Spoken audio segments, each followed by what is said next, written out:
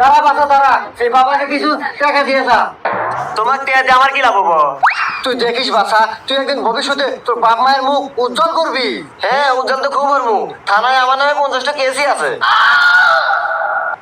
আরে বাসা, জীবনে এগুলো হয় থাকে। তুই একদিন দেখিস কষ্ট করে টাকা কামাই করে এই গ্রামের ভিতর সবচেয়ে বড় রাজপ্রাসাদ করতে পারবি। ও বাবা, আগে রাজনীতি আসিল, যে কষ্ট ইনকাম করা শুরু করছি, তারপর থেকে ভালোবাসে থাকি।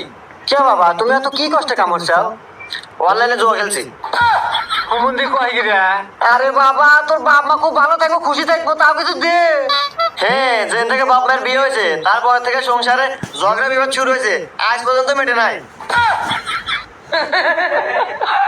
এই বাসা, তোর ছোট ভাই আছে?